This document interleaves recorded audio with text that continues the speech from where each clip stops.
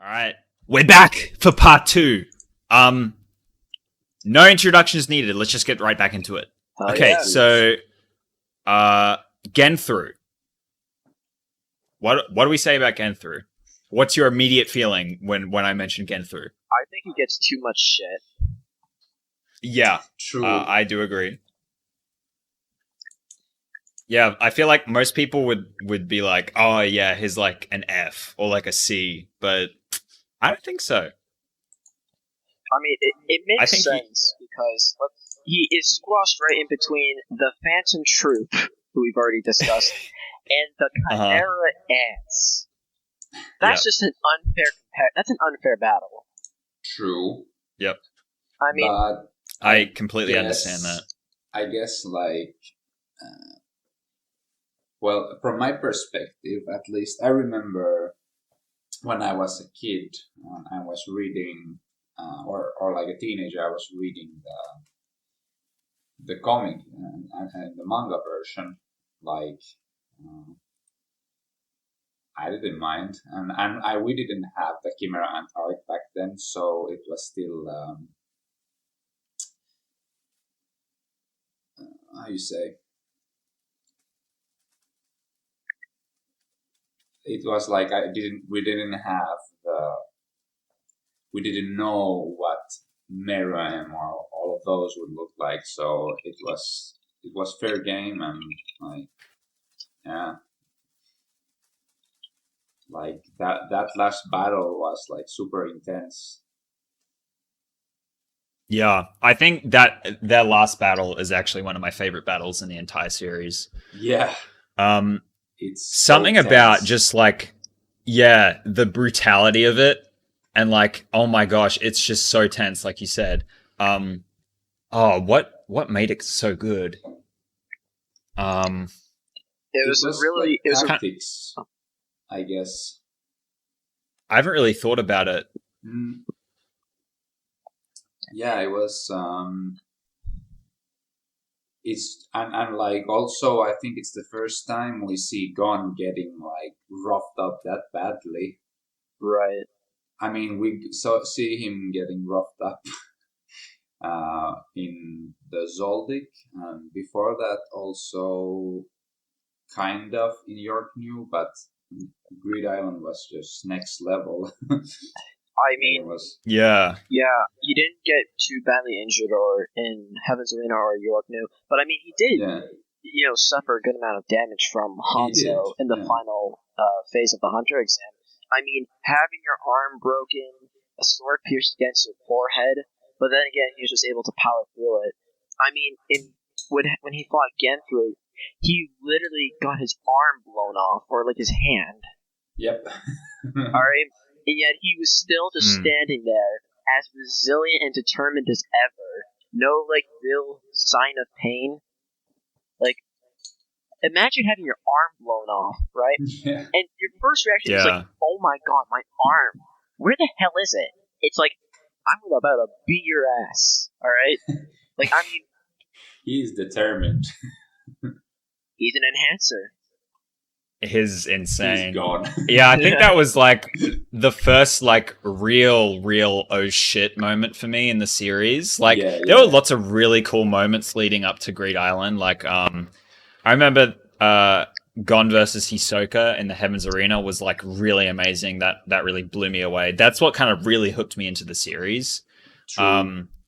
But this fight was like, oh shit. You know, you're starting to build up like these characteristics in Gon, like more than like that generic shonen protagonist. Like you can kind of start to see, maybe the way he acts like is going to have some consequences down the line. Like he's so selfish about, he breaks away from the plan that Bisky and Killua set up, just to fulfill that fighting urge. And, we see the consequences of that, like, directly after. And I think that's what kind of creates that gravity. It's like, oh my God, what have you done to yourself? It really, it pushes him beyond just a shonen character, which was just, like, so incredible for me. And Genthru, I feel like, was the perfect character to do that for Gon. Yeah. Within the context of the arc, he's really simple, but like I feel like you don't need that much from him for him to be effective. Yeah, that's the. You just need to. You need him to be a terrifying. Yeah. Sorry, you go ahead. I also think that this. I mean, compared to, let's say, people mention like, oh, Genthru doesn't look that intimidating. I mean, he looks like a complete nerd. Let's be honest here.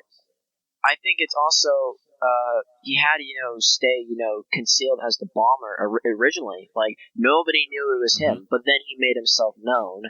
So I mean, how is he just going to change his appearance? He doesn't have any men to change it. I mean, I think people somewhat say, oh, he just doesn't look intimidating, but then they forget Little Flower, like his abilities. I mean, they cause a lot of damage in the scene. I mean, they're known as the bombers. I mean, they commit domestic terrorism in the game. Is it terrorism, or is it just give me your money kind of violence? I think it's it's semantics. Don't worry about it. In our world of morals and laws, they would be considered terrorists. However, maybe in the Hunter x Hunter universe, maybe not. I'll just say that. Honestly, yeah. Yeah, I think most of the criticism City that Genthru gets is the fact that he's just simple, but he doesn't like we said, it's not a bad thing. Like he fulfills his role without rather well. I mean, he's a formidable opponent for Gon and Killua and Bisky. He influences Gon and Killua to train harder to learn the advanced techniques of Nen, like Ryu, Shu, Gyo, etc. Like they influence him to do that. But then again, they don't really need to be, very deep. I mean, they're there for a couple of chapters. They're there just to basically prepare Gon and Killua for Chimera. Yeah. And overall, they complete their job without having to be deep, like I've said. I guess also the problem that people have with him, because he doesn't really have like this deep theme going on like Meram does. Evil because he's evil. Yeah, basically. Or he's motivated by money.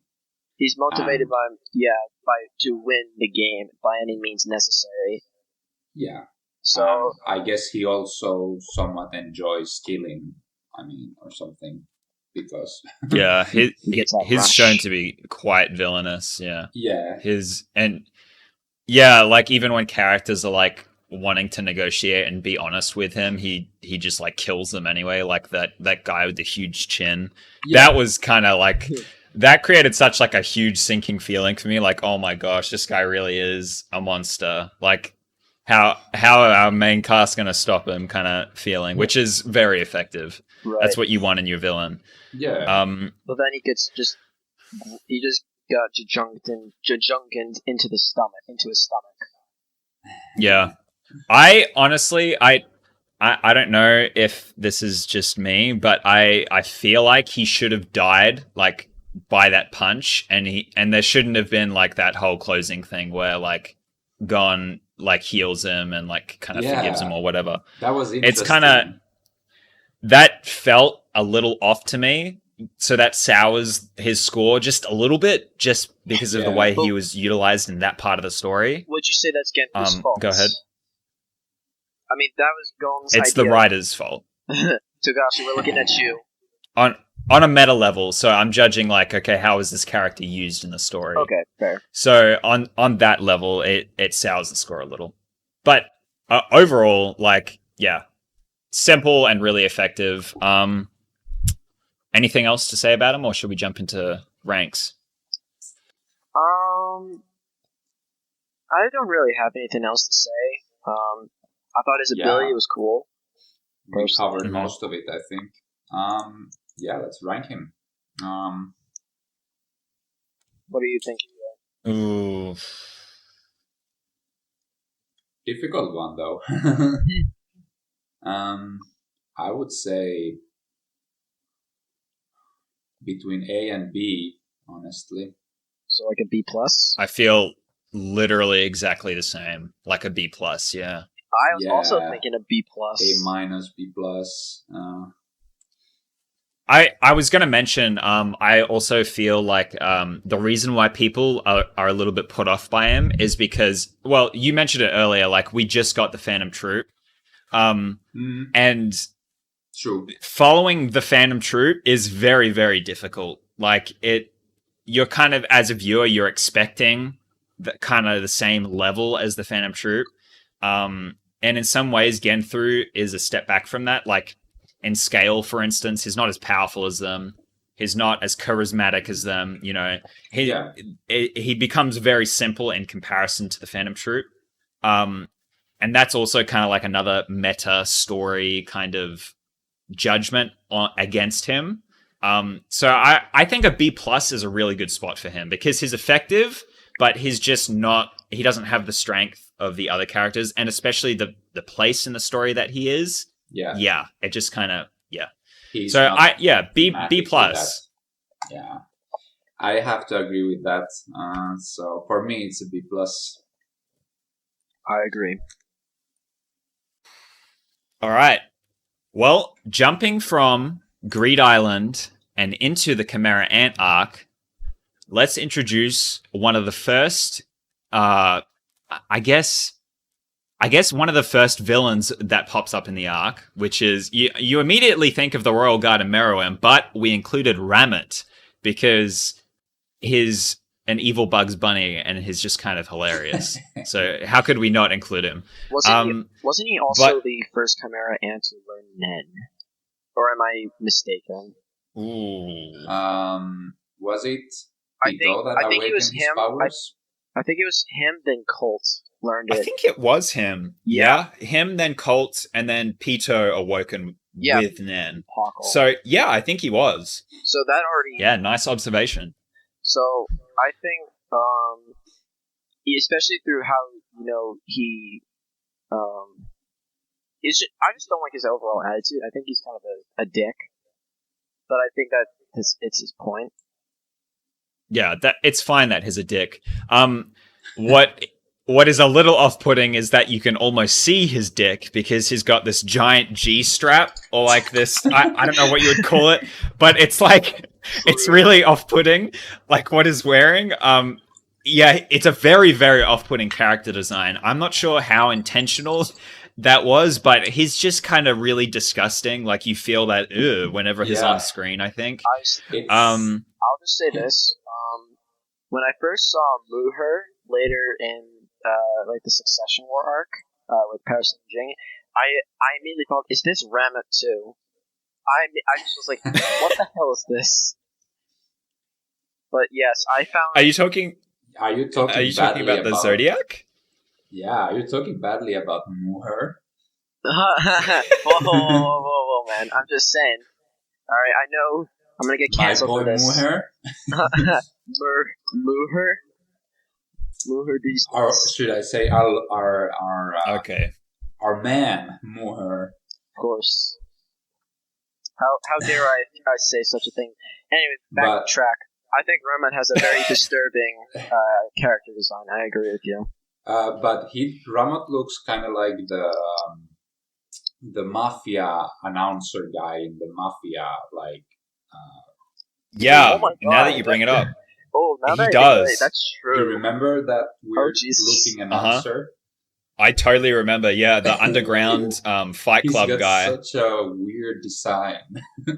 Okay. Yeah. So yeah, his design's off-putting, but it's like, for me, it's like, it's off-putting, but it's more so like weird than it is intentionally off-putting. Like it's bizarre. It's just kind of, it's bizarre. I'm not sure how to feel about it almost. Like I know that it's kind of weird to me, but part of it's kind of like weird in like the wrong way. You know, like I think it might be the underwear is what's putting me off. Yeah. But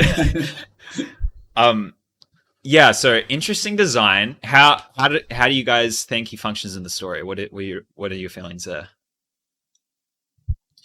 Well, Well, he's not very he memorable. performs his function pretty well.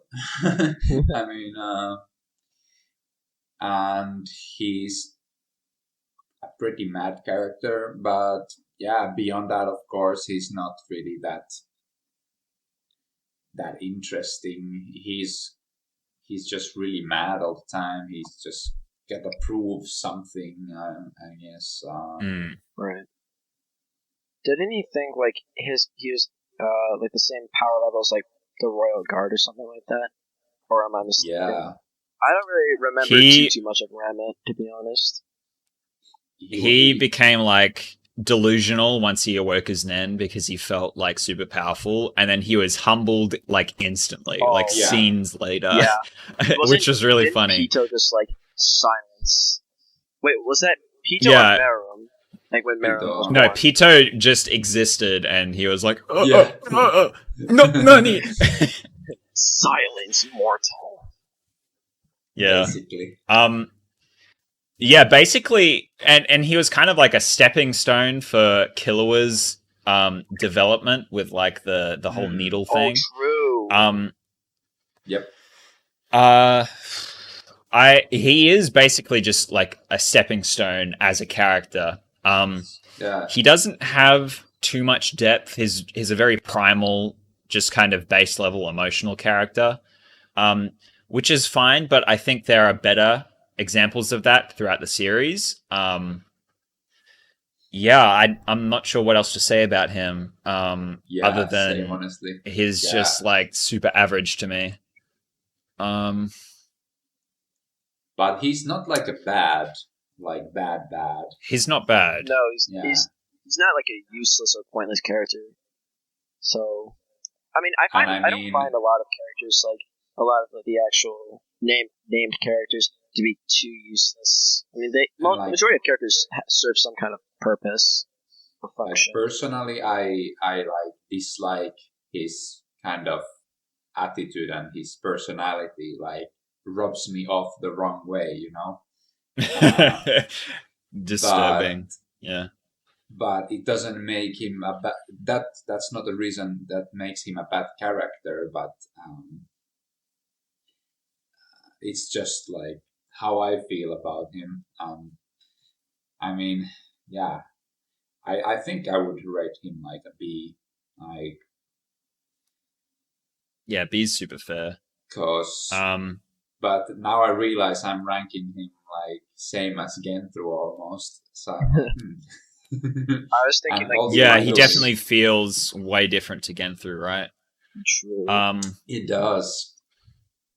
Honestly, I might move Genthru up to like an A-. I think so, because I feel like, if we're comparing the two, like Genthru is still higher. But of course, he's a more developed villain. Ramot is also like, is not like a main villain. He would have been much more developed if he was a main villain. But well, I think I might give Ramot. I was going to say I might give him a C+, but then I realized that the Heaven's Arena trio would be above him. And they feel kind of the same level.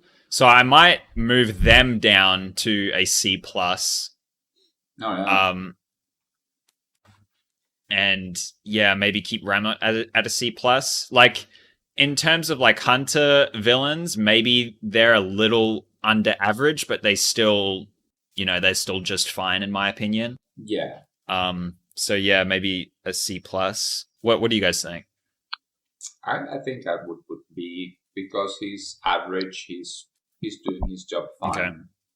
I would say personally B-. Yeah, fair enough. I'm surprised. I was going to say he. Sorry. Go ahead. I was just going to say he feels kind of like a worse ant version of Hisoka in some ways. Specifically when he was like kicking Killua around, like the way he would. He was almost kind of like aroused over the way Killua was acting. Taking pleasure. It was just kind of like, it was like, I mean, villains it's fine for villains to do that, but it just kind of felt a bit samey at that point, and I was like, Hisoka wears it better, I think.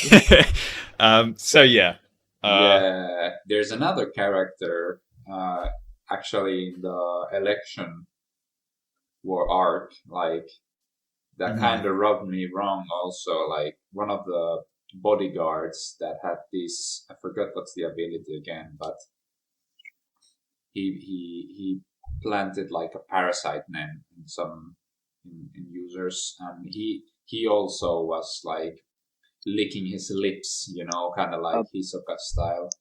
So that kind of also rubbed me wrong. In the election, in the Succession war. Yeah, do you mean election or succession? Succession. Oh, okay. You said election. Oh, sorry. I meant Succession. I'm sorry. Yeah. Yeah, I mean, don't forget the Succession War also had like a bunch of the bodyguards are not Nen users. They're like normal people. Yeah. Essentially, what we call quote unquote normal. So, but in the Hunter universe, civilians. But that was another character that, like what you said, that kind of seemed like Hisoka and seemed kind of wrong, I didn't particularly get the vibe from Aramot that he was like Hisoka, because it was fairly different. Like I didn't associate it with that, at least, but I can see what you mean, at least. Right. Yeah. Okay. Well, how about we move on to another Chimera Ant character, Yuppie, the big red meat man. Yeah. Yeah, man. He's kind of undervalued. I think he's underrated, or he doesn't get enough time, like, to shine, I guess. Or his moment so of he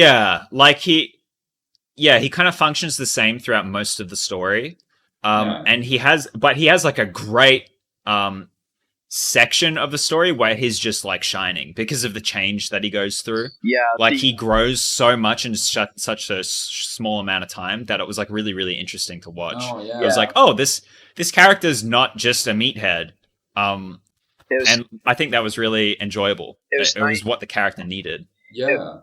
It was nice seeing another dimension from him when he was fighting, like when the Palace Invasion started, and when he was fighting Knuckle, Morel, Shoot, Killua, and Melio. I think it was really good. Yeah. I think there's something to be said about putting honorable traits in your characters, especially characters that you might not like when they're first introduced. And this honorable trait in Yuppie was, sorry, my dog's distracting me right now. His, what's the word? Sorry, she's completely distracting me. Not right now, Saffron. Now she's asking for dinner. Not right now. Nope. Not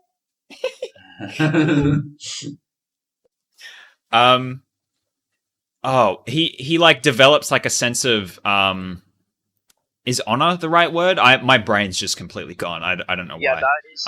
I'm completely. Yuppie's human trait is honor, I would say. Honor. Yeah.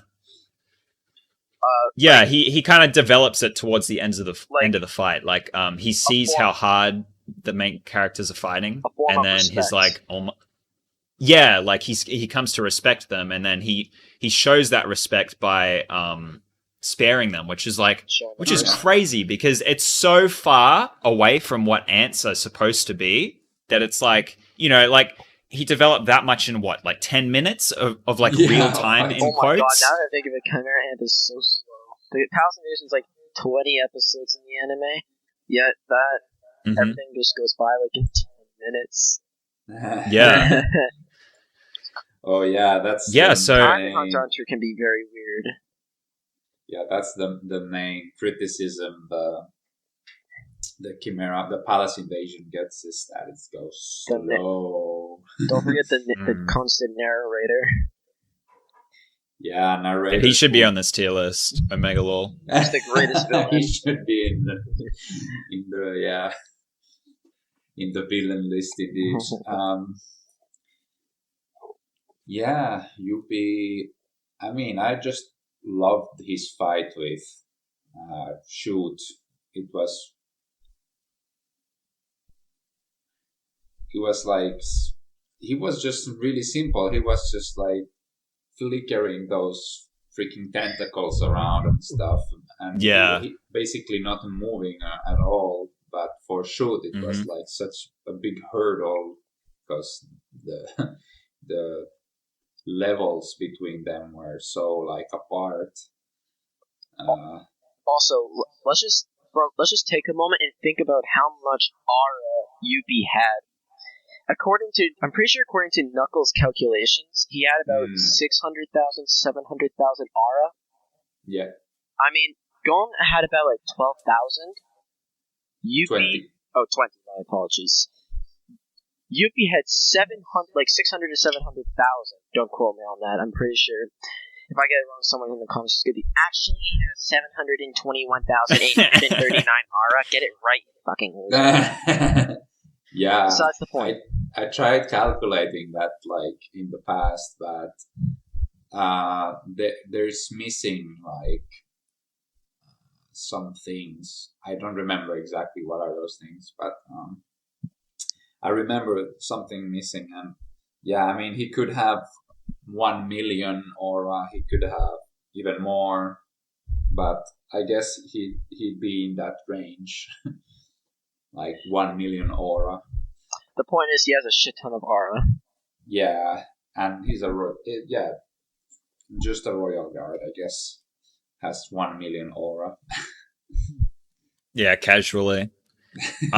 Yeah, I think his whole shtick about like utilizing your anger in the right direction really kind of stuck with me. Like, I feel like that's something you can apply to your life, and you know, all of this, like.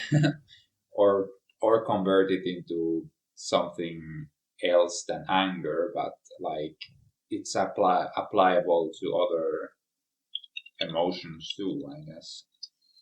Yeah, and to kind of see him transform from just kind of an oaf to realizing that and to developing like these honorable traits. Yeah, it just like really, really great.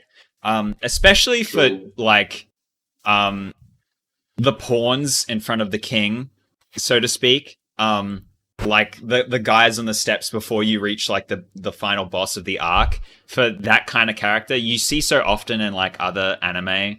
Like, they're just so boring. They're underdeveloped. You know, it's kind of like a necessity to have like a weaker guy before your main boss. Yeah. So for him to get this level of like character development was really, really nice. But that being said, outside of that window of development, he was a little one note. I will say that. So he's not perfect. You know, he's not like super interesting to watch every moment he's on screen. But for his time to shine, he really shined. For that, I'd give him a solid A. I think A is a really good rank for him. Honestly, yeah, and like. Well, what I like about him is like because he's pretty different from the other more flashy, I guess you could say, royal guards, but he has his own interesting trait and it gets developed, which is, I find, super nice. Yeah, I think I'd go with an A as well because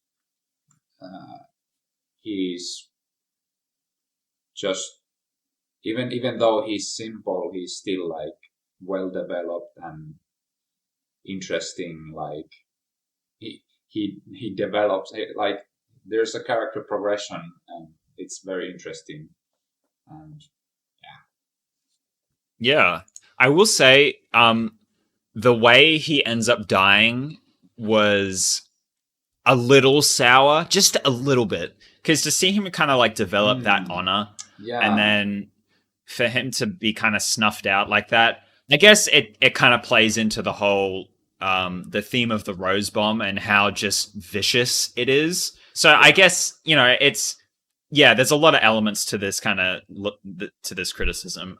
And what I'm saying, I could convince myself out of it basically, but it did feel like a little sour to see him go out in a whimper. But that being the point, still a kind of thing. A is still a really good rank. Right. What do you think, Pika? I mean, I agree with the majority of things you say. I also believe he is an A rank. Out of the Royal Guard, I do think that he is. I can't say the worst because that makes him sound bad. I think he's my least favorite out of the three. Oh, yeah, fair enough. Okay.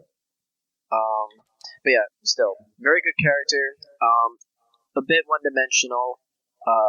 Throughout the majority, but once they hit the Palace Invasion, then he gets to be a stellar character. Boom.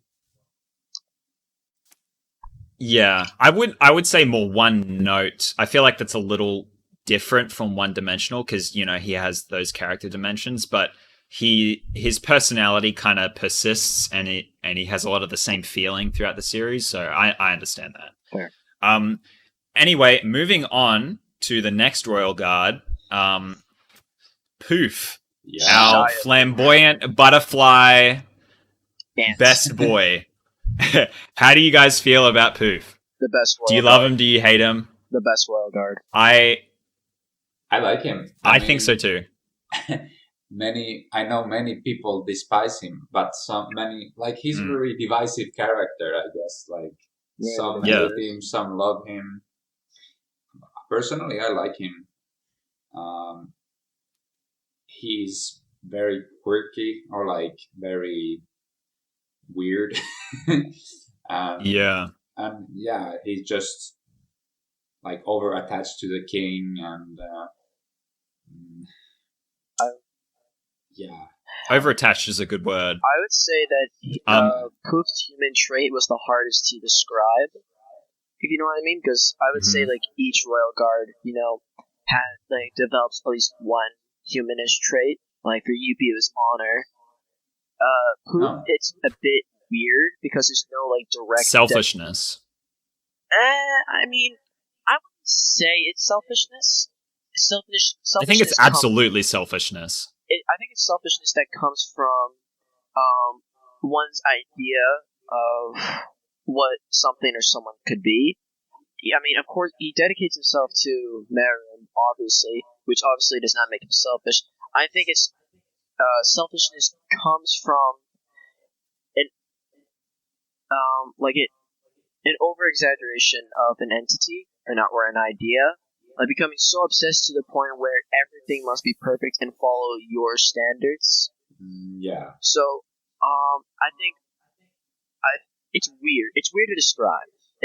I can't think of like a direct phrase for it. He's like, so obsessed with Meruem, obsession as well. Yeah, like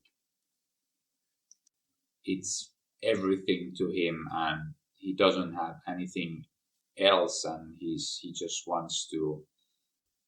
Everything he does in his short life is just to protect the king, and even go to the point to try to manipulate him to protect him. It reminds me of an overbearing parent, a helicopter parent.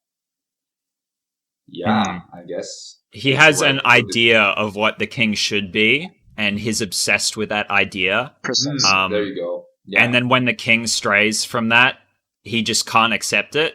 And so he selfishly starts to betray the king by manipulating him.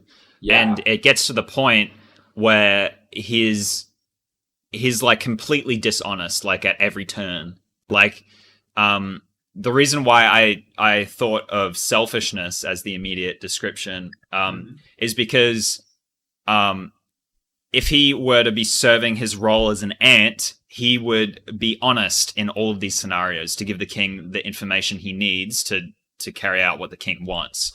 But the human part of him didn't want that. He wanted him to be, his idealized version of the king. Yeah. So he began to betray him by lying to him or like deceiving him, That's a very good point. So I feel like there's a lot of layers to to Poof, and he's very, very interesting to dissect as a character, like his psychology. Definitely. Yeah, and I feel like people, when they say they hate him, they don't hate how he's written. They just hate him, like, They hate the like idea his of him. personality. They hate. Yeah, like he's just so like, oh my gosh, you're just such a piece of shit. I can't believe this you exist, and I hate you. Done this. And his death, I feel, was like, it was really gratifying to me. Like, just the way he whimpered out, that felt like a proper death. Like, okay, that's Poop's death. Yeah, I mean, for sure. Yeah, go ahead. I just think overall, controversial opinion. All right, hot take. I think he's the strongest of the Royal Guard. In strength or riding? In terms of writing, he's the most fleshed out Royal Guard, in my opinion. I mean, I mean, we just discussed this, but I mean, Pito. Obviously they go through a lot of different things, which we'll discuss in a few moments. But I think Poof is the best written. He's the most. He has the most not dimensions, because you've already clarified. He has a lot of different. He's a complete conundrum, right? He completely contradicts himself, right? It's just like what you said. Yeah. To serve his king and to do that, he completely hurts the king in a way, or in many ways, like trying to keep him away from Komugi, who, in all honesty, the king loved.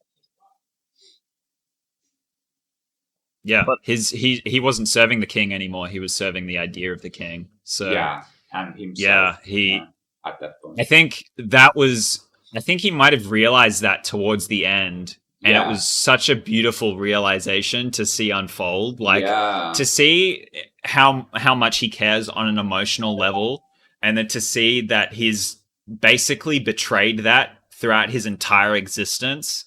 And then for him to die was like so poetic, and it was so brutal and just so good to watch throughout the entire way through. He's such a great character. He completely realizes it after Welkin says Komugi to Merim, because after the rose went off, the rose bomb, Merim completely forgot Komugi. He basically, essentially reset, in a sense, like a system reset. So almost. Yeah, essentially. So, like, he lost the majority of his memory. He just remembered, like, the names of his royal guards, and that was it. So, as soon as Woken said Komugi, then it was just like, well, there goes that. And then, because Poop saw no way to win, he then was able to think about it and realize what he has done. Yeah. Yeah, pretty brutal. Poof is that hidden diamond in the grass. I think. Yeah, like, I think you don't see him at face value as such a brilliant character necessarily, but once you start like looking into it, he's very good. I think. Yeah. I think we should rank him. Also, I will just say, I think he has a very, very cool character design. Yeah. The wings are beautiful. The wings are awesome. I'm a little off-put by his character design because it's so human, but like, I thought about it a little more, and I thought, well, I guess since ants take on so many traits from what they eat, it'd make sense for like one or two of them to pop out looking very human looking. So it's not like a huge deal that he looks like a person. But anyway, that was just like me completely contradicting myself in like 5 seconds. You pulled a Poop there. Sorry. Yeah. I would give him an A+ personally. Wow. I was gonna say, so far in Hunter, he's probably the most perfect villain that we've ranked. And I would give him an S+. Nice. His basic, I can't fault him. He's just like amazing. It's true that he's very well written, but I don't feel like he's as And I Yeah, think that's and just my it's personal down to your opinion, feelings in the end. But I am pulling another little poof here. I do feel a little contradicted putting him rank above Hisoka, because when I think about Hisoka is more exciting to me when he's on screen. But I feel like the level of depth with Poof, even though he wasn't as exciting as Hisoka, he was like a nutritious meal, kind of, which is a funny coincidence because of Meruem's the meme with Meruem eating them.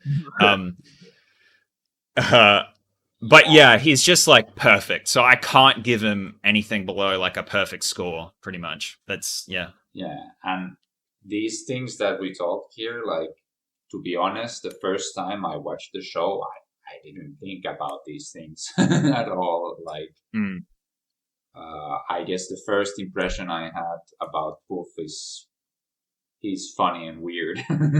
he's quirky LOL XD. Yeah. He is very weird. Like the emotional outbursts with the violin was just like that was top tier.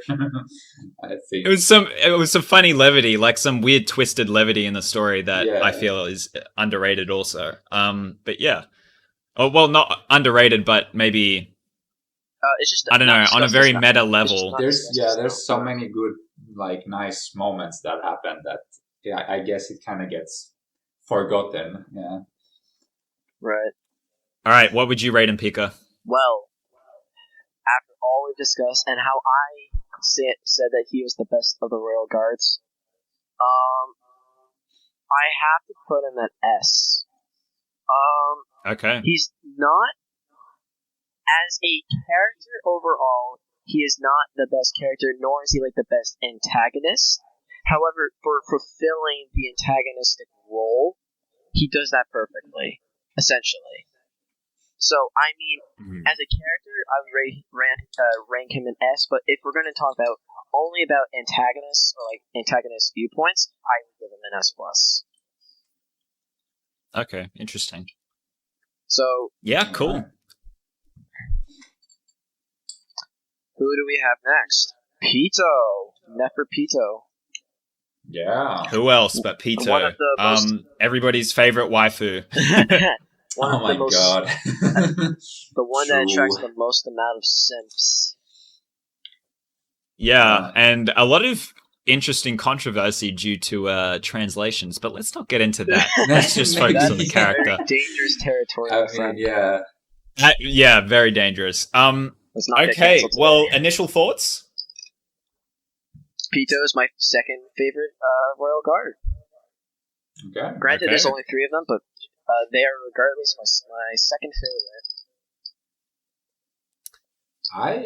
favorite. Yeah. Go ahead. Go ahead, Gil. You guys are too kind. I was gonna say I loved Pito's introduction.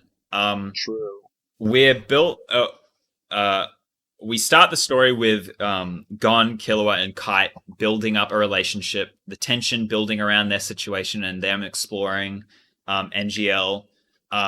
Them defeating ants and like going through the ranks. You know, things are getting slowly more tense and tense. And then we're introduced to Pito, one of the first Royal Guard.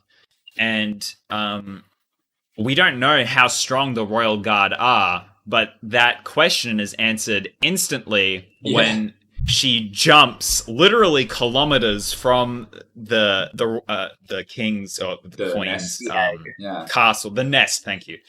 Literally kilometers, and just obliterates Kite. It's like such a crazy twist. It was also the first character so fulfilling. It was also the first character to use like the malice Nen technique. Yet they didn't even. They were basically born a moment after. Yet they already had this for just the danger emanating from their character.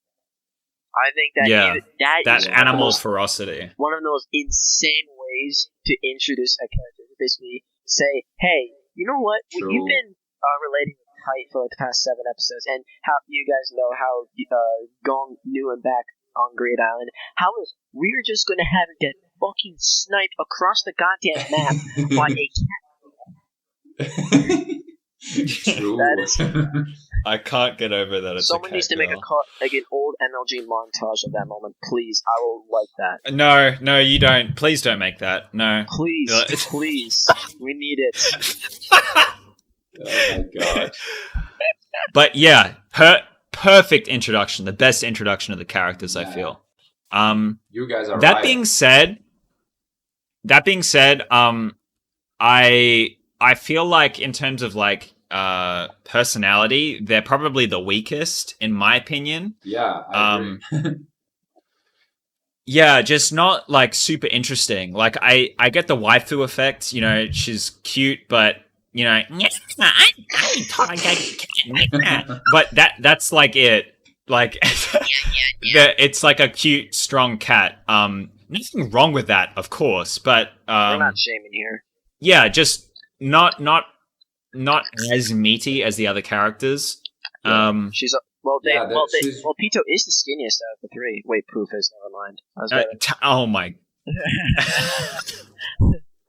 Yeah, the first thing I was gonna say actually was that that they're like really simple. I like for most of the story, like they're just sitting around bored and just like they're acting like a cat. They're just scout bored or like hell. using the Nen ability to look around, but maybe awaken the Nen of the other guards, like and not the other guards, the other Chimera Ants, like in the background. We don't even see that. And I mean, but now when you guys said about like the introduction to Pito, it was like, yeah, actually, yeah, that was a pretty good moment. But when I think afterwards with the character, I don't know if like that at least puts my score like higher. But then I guess the fight with Gon in the end. I was about to mention we should give a few minutes to discussing the palace invasion and her fight, or the massacre of Pito by Gon-san. Because let's be honest, one-sided massacre indeed. If this was Mortal Kombat, she would have gotten a brutality way before that final nuclear punch. Let's just be honest here. Yeah, and like, I feel I see a lot of people say like, oh, I like the way that she like developed. I felt bad when she died, bitch. I was so excited when she got her face pummeled in. It was so gratifying because she so she becomes a little more human. Like she softens up, but not like super explicitly. Like I feel like her human side in quotes wasn't really explored in that much depth. I may have just like missed something, but I felt like her actions were, she was an ant in the end. Like she was just serving the king. Like she wasn't really like selfish at all. Like she kind of had that kind of ant purity about her. And yeah, I felt like there wasn't much like, again, quote unquote, human character development in her. So I don't really understand what people say when they say like, oh, I felt bad for her when she died because like she developed in some way. Because I don't really see the development. But I mean, she kills Kite. You feel that anger, especially if you've read the manga, because we don't get introduced to Kite early on in the anime. The 2011 anime, at least. In the 1999. 2011, yeah, you're right. In 1999, Kai was shown in the first episode. But besides the point. Yep. Yeah, you see that at the request of the king, she wants to heal Komugi.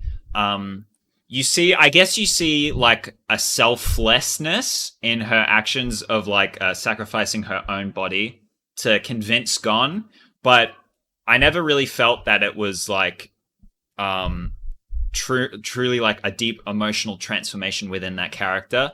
Yeah. It felt just kind of like surface level what an ant would do to protect their king, which is fine. It's exactly better than that. like nothing at all. Where was I going? But yeah, we see like Gon's frustration with seeing her as a healer, and not like the vicious monster that he thought that he built up in his head. Kind of like how Poof idealized the king. Gon built up an image of Pito in his head that also betrayed him. But she still ends up betraying him in the end. She promises to take him out and to heal Kite, but she lies to him. And it's so good to see her just get wiped off the face of the planet because of that. Pito works as like shock value for most of the time. Like, yeah, shock value character. I guess that's a good way to describe Pito.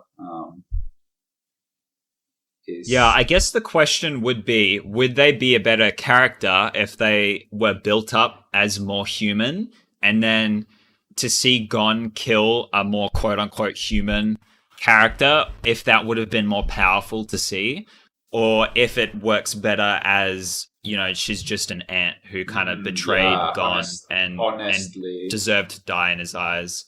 So honestly, I'm wondering if like the potential in her character was a little bit higher than what we got. But otherwise, they weren't bad at all. But they weren't great.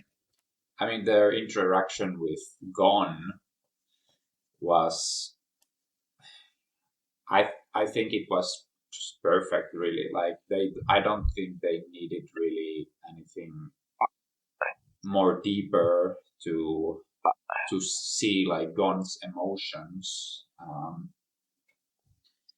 When he was like freaking out in front of, like, Pito was healing Komugi and Gon was freaking out in front of Pito.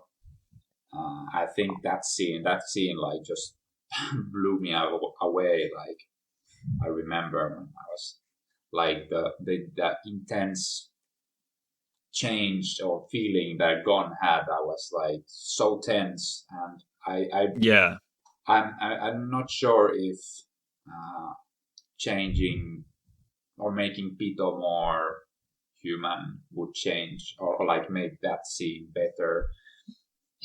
Or I think what I was trying to get at is if Pito was more human, it would feel having Gon kill a more human character would feel like very conflicting. Like it would become a lot more morally gray, and I'm wondering if that is like if that would serve the story better than it being more kind of just like this massacre that feels kind of good to watch. Like, yeah, you had it coming, you freaking ant. They were. I guess it could have worked because at that point Gon was getting morally like gray. With like he was like wasn't he like saying that he was going to kill Komugi or something like that, or he threatened to kill Komugi. Yeah, so he was getting like morally gray in that part. I guess that was enough, like, of getting like if we added more like fuel, so to say, to the fire of the gray area thing. Yeah, it would have definitely made Gon like much less redeemable. As a character. So yeah, it's a tough topic. I feel like as like a tool within the story, like on a very meta level, Pito was used like very well. Turning from the monster, a cat playing with its food, to a healer in front of Gon was very effective, very subtle but very effective. Yeah, but yeah, I'm just like wondering if there was any like room for the character to be better. But anyway, I think we're kind of starting to circle around the character a bit. Yeah. Let's move on. well, okay. So Pico, do you have anything to say before we move on to ranking? I mean, I just thought that overall, without any other character interaction, they're alright. I mean, definitely not the best, but they're serviceable. Their interactions, especially Pito's interaction with Gon, especially, really brings out a lot of ideas and contradictions Gon has. So I think because of Pito's interactions with the other characters, how she influenced, let's say, the extermination team, and just Yeah, I her think influence on the story. Yeah, I think that I think they're like an A, maybe an A plus. Definitely not Okay. S though. I see people who put Pito at S. I'm like, why? Waifu, that's why. What do you think, Gil? Yeah. Yeah, I'm exposing you all right now. Yeah, it's very hard because, in other hand, they're very simple and like not that developed, but the value they bring to the story is so high that I kind of have to give her like an A, because even if they're like super simple, well, not super simple, but fairly simple, I mean, yeah, they still bring so much to the story that I have to give an A. Yeah. I think for me to give an S to Pito, her being a healer would have had to somehow be of her own accord instead of being at the king's wishes. Because, she's basically following orders. There's no emotion in her that's bringing out that healer. And I feel like it would have been way more conflicting for Gon if that healer element of the character was from within. I feel like the character would be an S if we somehow got that transformation somewhere in the story. She'd be, or he. Let's not go to that topic. They would get an S if that was the case, but in this instance, I'd say I'm like somewhere from like an A to an A minus. Yeah, maybe A minus for now, because they're still above average for sure, but like not quite amazing. What do you guys say if we do Meron? Then we end the podcast because we're at an hour mark right now. Well, if we do that, then we're gonna have to split it into the three next parts. episode. Yeah, and like we've only got like a tiny bit of content left. Like we could probably cover those guys in maybe like 10-15 minutes. So exactly. I reckon we just push through and go for a bit of a longer episode. But yeah, let's move on to the final ant. The final boss. The king himself. Welfin. Yes. The alpha. Not Welfin, Meruem, of course. The such a character. The alpha creature. Yeah. Where to begin? So straight from the dark continent. This is the character that has that is basically the transformation that I wanted to see in Pito. Just like thematically, the transformation from King, like going from ant to human, was so beautiful and rewarding to watch that like do I even need to go in depth? No. It's an S plus. Yeah. Like obviously. Okay.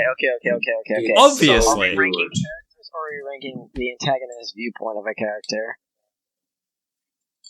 I mean, I'm considering all of that. I think he's an S plus on all levels. So as a character, he would be an S plus. If we're just looking at antagonist, S minus. Okay. So, but sure. if we're going to be looking, explain. S minus. I mean, because of his human, transformation. Obviously, you have to take into consideration his fight with Netero, especially in the anime when it was animated. It was something else. Like it was amazing. Yeah, beautiful. But I mean, because of his human transformation, how he became more human and he grew emotions. I think like the antagonist viewpoint from him. I mean, especially like once we start going into the Palace invasion, especially when we go to the Netero Meru fight, I think it's that he starts to lose his presence as an antagonist and more of someone that we root for. I mean, he's someone that goes from an ant, who is destined to rule the world, to a human or someone like that has emotion. So I think he loses his villainy a while through. Don't get me wrong. He's killed hundreds, if not thousands, of people. He's ordered his ants to do so. But I mean, we're looking at just the characters. I think he, like I said, I'm starting to repeat myself. Because of that, I think he loses his points on his villainy. Poof was a constant antagonist force in this series, or when he was alive, so that would give him the S plus. Meru loses it, so I think he's either in that aspect an S minus to an S. But since we're also taking into account his overall character, he would be an S plus. I'll just round it to an S plus. Mm-hmm. I'm just gonna say it. I think that's a load of BS. I don't think we should be ranking on like a scale of like how villainous is the character, and then that's their rank. I feel like it's just okay. This is a villain that appears in the story, and then regardless of what kind of arc they have, what do we rank them? Like, how good is that to us? So I feel like giving him an S minus because he moves away from the villain role towards the end of the story is a little I don't know, it just doesn't make sense to me that much. I like throughout what you were saying, I just felt like these are all reasons to give him an S plus in my opinion. So I don't know, that's just that's my opinion. He did have the best death in the series, though. He and Kamugi dying while holding hands together. That was my gosh, something else. Dude, the anime makes me sob. Even the manga, it's just like black panels and their dialogue. It's just the dialogue. Oh my god, my heart. We all be crying.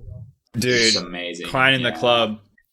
That. Seriously, it like I have PTSD. I have like emotional trauma from that. Like if I remember like that final scene, I'll be like out shopping and then I'll like shed a tear like onto the apples as I'm apples. It's they're salty apples. It's insane.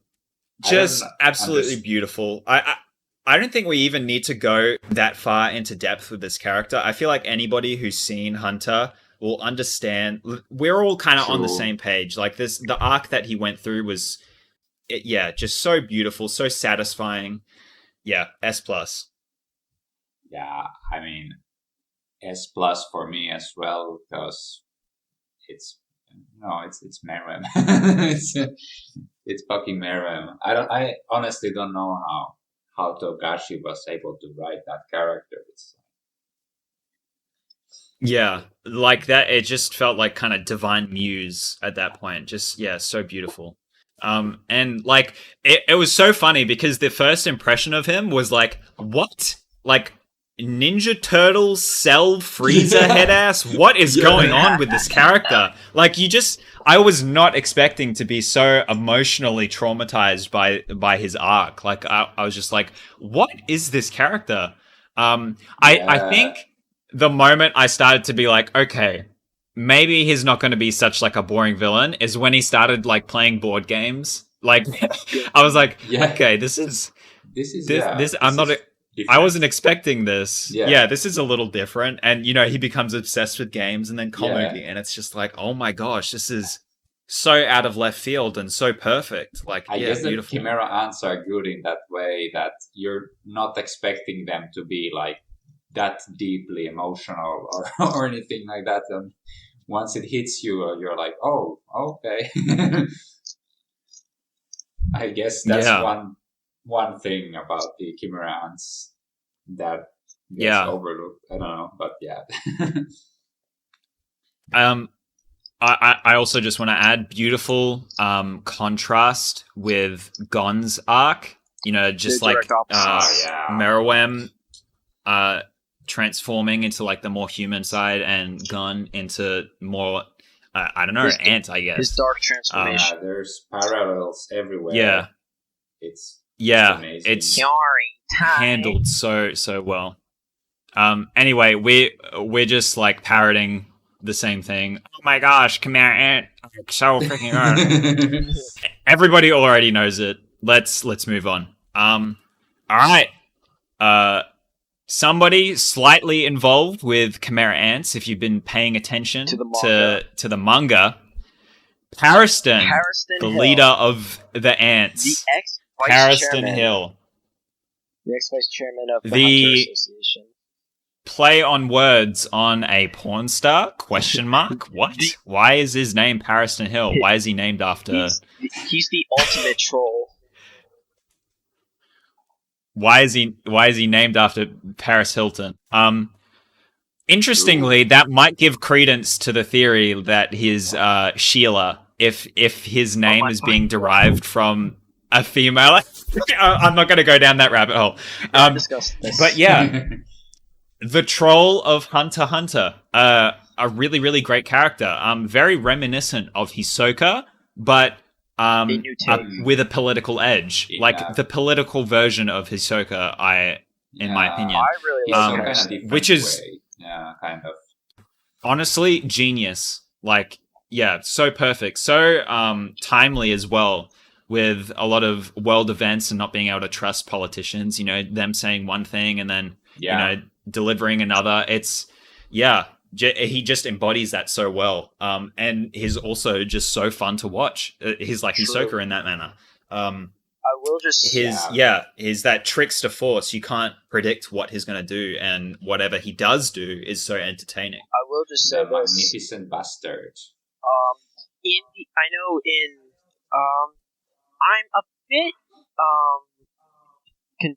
I'm a bit conflicted on whether to actually call him a true quote-unquote villain, somewhat. Mm-hmm. I understand that because we'll just use the election arc for example. For example, in the election arc, we see through the perspective of Cheadle that he is up to something. He is going to do something. He is going to somewhat destroy the Hunter Association. However, that never came to fruition. Because you know what? We do a little trolling. That doesn't benefit him. Well, it does somewhat, but I mean, not to the extent of just, bullying the shit out of Cheadle, and you know what? Just making a complete ass out of the association. I mean, he just likes to toy with people because that will make them hate him, and which is his equivalent of love. Yeah, exactly. So for him, it's almost better to just toy with people instead of letting the Chimera Ants loose. I got a very complicated question for you guys. A very difficult question. A question that a true Hunter x Hunter connoisseur would think of. Okay. What nin type is Pariston? Oh, if you guys say specialist without any evidence, I swear to God, I'm leaving. I will leave this Discord call. I mean, he is very charismatic. Transmutary or specialist, I'd say it's a toss-up between transmuter and specialist. We know the Zodiacs hate him, but the way he holds himself and the way the public views him is a very big indicator that he has that specialist charisma. So there's that. He's also not who he seems at all. Like he's quite the trickster. He follows his emotions. He wants to have fun, but actually he not quite. He kind of diverges from Hisoka there. Because we get a little bit more of an insight into his psychology. He wants people to hate him because that's how he feels love or whatever. Yep. It's kind of weird, hard to empathize with, but So we get like a glimpse at how he functions. So it may not be like on a whim for the lols, kind of like Hisoka, but he does like to toy with people to bring out that hate. So there's a method to the madness. Yeah, super interesting to think about how he functions, though. So if he's not if he doesn't function on whimsy, and he's very charismatic, I think that's a blow to transmutation and a plus to specialist. What do you guys think? I suppose. I think, yeah. It's just, I mean, I'm kind of skeptical to call any unknown character like a specialist, simply because everybody just blows it out of the water. I mean, if people didn't just say, "Oh yeah, this person's Nen type, we don't know what the hell it is," specialist. I diagnose you with specialist. All right. Then if people didn't do that, then I would be a lot more accepting toward Pariston potentially being a specialist. But because people do that, and people just have ruined the term without showing any sufficient evidence, I'm a bit more skeptical. However, you do have a point.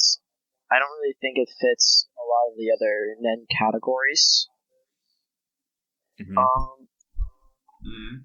But I mean, I just like Pariston Hill. I think he's a very entertaining character overall. I think, in terms of villainy, that is questionable. I mean, honestly, like, I'm assuming he's had a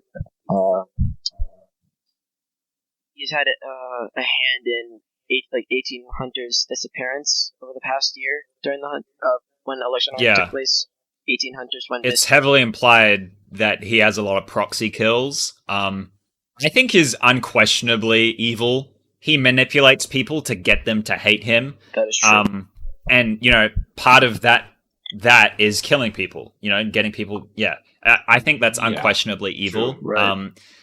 So I would count him as a villain for sure. Okay, the reason why I was comparing him to Hisoka as a trickster is because he's chaotic. Like him getting somebody to hate him may involve like actions that wouldn't necessarily fit like a villain or an antagonist. So he becomes that trickster role. Like, is very hard to predict. But yeah, he's pretty evil in my opinion. So he deserves to be on the tier list. What else do we say about him? I think I'm excited to see what else he does with the continent. I mean, I want to see more of him. Yeah. Muher and the other bodyguards going to Dark Continent. I'm really excited to see what will happen. Yeah. Yeah, and what we've seen so far, absolutely excellent. I feel like there's a lot of potential for him to just, fuck shit up, and it's going to be really fun to watch. So, like Hisoka, I have to give him an S. Because he's just so interesting, so fun on the screen. And I'm noticing as the arcs go on, we're getting more consistent with like very high ranking characters. Right. Yeah. We are definitely going a lot farther than the floor 200 contenders in Heaven's Arena. We're doing a lot higher than that. Yeah. So overall, I am excited to see what will happen. I think he's an A plus. Okay. I just want to see. I'm hungry to see S. more. I just want to see a bit more of his character. Like, I don't even know. Yeah. Pariston is such an unpredictable character. I can't even guess what his Nen would be, what his Hatsu would be. All right. Mm-hmm. We can somewhat what he's guess. Gonna do next. We can somewhat guess his Nen type through Hisoka's personality test. However, because of the essentially infinite possibilities of a Hatsu, there's no possible way we can guess. I mean, with Gon, it's rather simple. He's an enhancer. He just wants to punch things. Jajunkin. Simple. Alright? That's rather easy to guess. However, Pariston is just... his whole character is just to be unpredictable. So, that's what I think. I will rank him higher as we continue to see more. So for now, based on what we've seen off the election arc, which was rather small, and the beginning of the succession war, I can only place him at A+. However, I do expect him to go higher as the series continues. I think that's fair enough. I was just going to say, with the discussion about like specialists and stuff earlier, I have like a little theory that might give credence to him being a specialist. And I think, so we've heard that people can change Nen types, and people who are specialists seem to be like very far removed from the average person.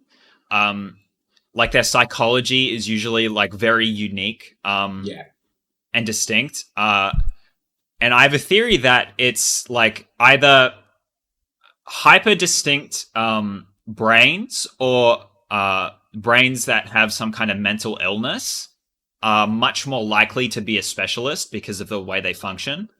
And since we see that, like his psychology is just totally messed up. Like he you know, he feels love when people hate him. Like what who did this to you, my poor rat child?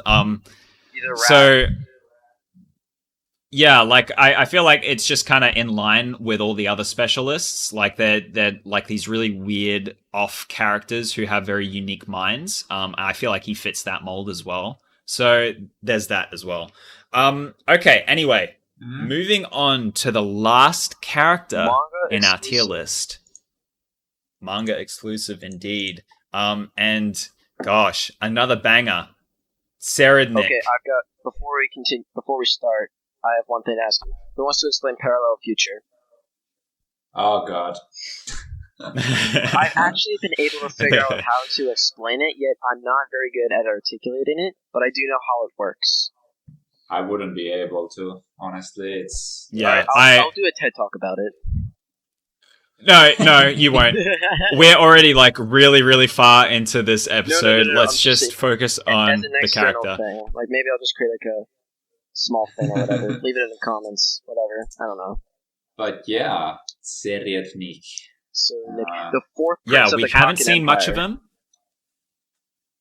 Huh? We haven't seen much of him, but from what we have seen, he's he's an evil fucking bastard. And I love it. It's so beautiful. He owns the remaining Scarlet Eyes. That bastard. Yep. Just perfect for the last conflict, and I'm assuming the last conflict in Kurapika's story. Really great for... That's really rude of you, man. Yeah, what? I guess No, I wasn't assuming that at all. How dare you? That he's I guess it's a good way to put it, that he's like a good last villain for Kurapika. That'd be interesting. Yeah, he really does have that final boss kind of energy. He's just so... he's so messed up. Why do I hear boss music? Yeah, legit. He's a great comparison to the other princes. Like, having a super just, like, evil bastard prince is great for kind of bringing out the different personalities of the other princes, and, like, the different, you know... We get, like, a very wide range of, like, moral... white to black, with Tserriednich all the way at the black end. So he's interesting on that level. He's not like super deep as a character, but he's not yet, at least. He doesn't need to be, though. He's just like, he kind of falls into the Pariston or Hisoka camp, where he's just evil in like a perfect way for a story. You know, the perfect. He's a formidable force as well. Like, we learn how talented he is. So, just for some context relating to that, Zushi, who was like Wing's student, he's a 1 in 10,000 student in terms of learning Nen. Gon and Kyo are about 1 in 10 million. Tserriednich is about a 1 in a billion chance. He is just... He's like close gifted. Or above Gon. Did they say that? He's beyond gifted. It's not said, but like comparing how quickly he's learning Nen to Gon and Killua, I think it's kind of easy to infer that he's more talented than them. Oh, beyond. Way more. I've seen people complain about this, but I think it's just I think it's hilarious because, like, we're always I think it was like Gon and Killua, so they learned. Was it 10 or something? They learned it in like one day or something. They learned it in about an hour. Yeah, because they went to Wing's place like at around 7-ish, and then they were able to go past Hisoka's aura at before 8 p.m. So I think they learned it within like half an hour ish, like half an hour to an hour. We'll just say like 45 minutes to an hour. Yeah. So I mean, I guess that would put them at around the same like. But then again, how fast did Tserriednich learn? Well, we're seeing Hatsu develop within Tserriednich already. In the first or second day like of succession Hatsu war. effects. Oh yeah, which is that is insane. Gon and Killua did not learn Hatsu until Greed Island. That's just for some context. It could be an effect of his Nen Beast. Like, it could be something with his Nen Beast that's allowing that growth. It could be something with his specialist nature that could allow for, a Hatsu type thing to appear. But needless to say, it's like there's a lot of indicators that would point to him being more talented than Gon and Killua. And I think it's fun to watch that bring out the double standards in people, like people being angry, like, oh my gosh, he's just like, Togashi is making him way too overpowered for no reason. It's like, dude, he did the same thing to the main characters. Shut up.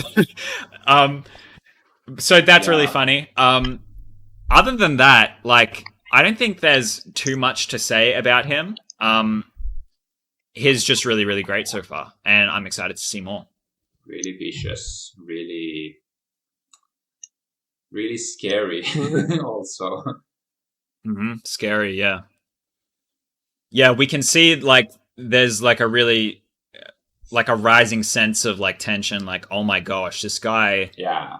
He has the potential to just, like, become the most evil, vicious destroyer of all things that we love in this Hunter universe, and if he's not stopped, he will become that. And, like... And it's up to Theta. It's up to Theta at the moment, and we don't know if Theta's got what it takes to take him out, because she's tried and failed. The problem with Tserriednich also is that his Nen Beast essentially makes it that way. If anyone lies to him, they'll be killed. That's I mean, Theta lied. Theta lied to Tserriednich, and the Nen Beast basically said to Theta, if you lie to my master again, I'm gonna fucking kill you. Alright? And it basically left Theta unconscious and with, like, severe burns across her face, I'm pretty sure. Not to mention, alright, this Nen Beast, I'm pretty sure, can travel through walls. It can... Wait, hold on, let me just look up really quickly. It's insane. It can, because it ate the cockroach through in the what's it called? Aircon pipe. Yeah.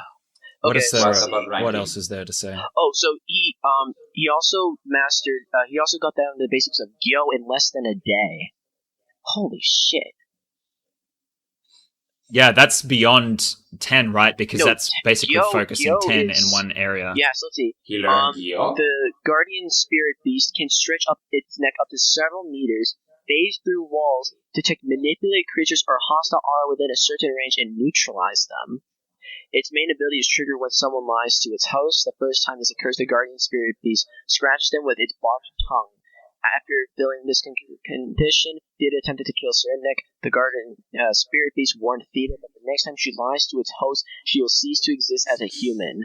Upon hearing this warning, the target is knocked out for several minutes, and a sword begins to spread from the wound they received.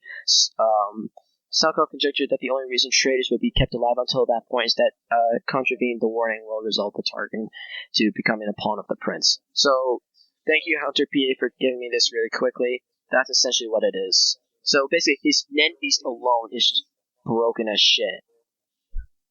Like, he got lucky. Yeah, it's crazy.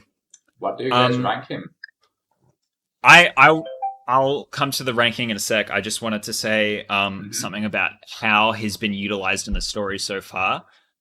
First of all, we've been made to respect him because we can see that he has like a sense of dignity in the way that he holds himself. Like he considers himself like a scholar, a philosopher. You know, he's an appreciator of fine things, which is, and you know, we've been shown that he's like very intelligent and he lives up to that in some way.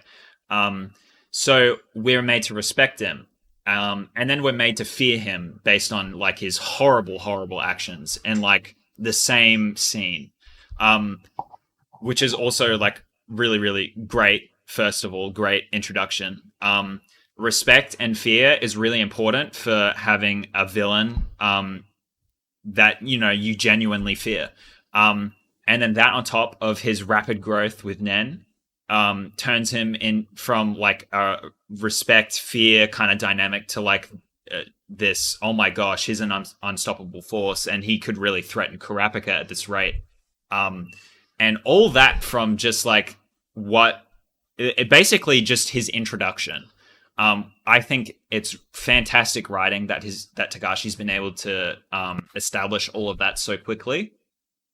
And I think he has the potential to be another S+ villain in the end, even though he seems kind of you know, just like a one note evil character. He still serves that purpose so effectively that I don't know, so far he's getting an S from me and he has the potential to be an S+. That is definitely fair.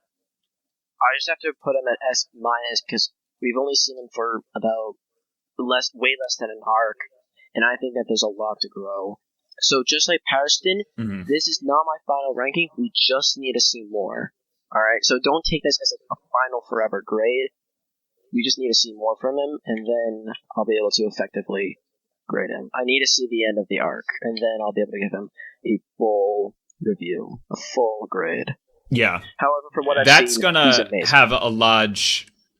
What happens to him, how he affects Kurapika specifically, and then the other characters that we come to care about. That's going to have a huge influence on his rank. You know, there's a lot of room to go up or down, but I'm very hopeful for the future. And for me, I would rank him like A+.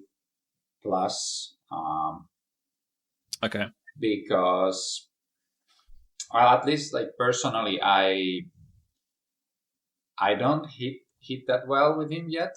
But I think it could change, like depending how the story goes, and like I definitely see how well he is like constructed for the story and that specific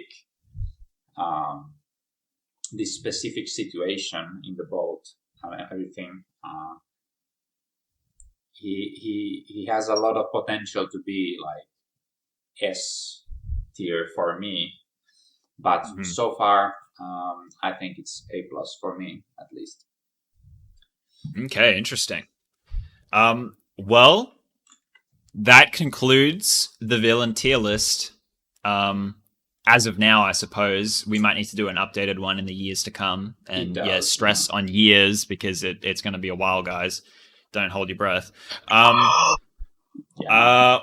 Tell us what you guys think of our list. Maybe we'll post an image of it for you guys to follow. Yeah, I'll have it like at the end, right before we close out. I'll just have it flash on screen. Tell us if you guys agree with our rankings. Who had the most based rankings of the three and who had the most cringe rankings of the three. Choose your favorites, place your bets, have fun with that. We want to hear your rankings as well, so post your ranks in the comments, and we'll be excited to see that. See you in the next episode, guys. Thanks for listening. This was a fun one, I'll be honest. Yeah, I loved this. We should do more tier lists. Ooh, imagine we just did every Hunter x Hunter character. We would be here for have to be like a special 10-part series or something like that. We'll 8-hour marathon. We'll have to split it. To be continued? Question mark? Yeah, we'll Tier see. list We'll two, come up with for something One interesting. Peace. Have a good one, everyone. All right, peace.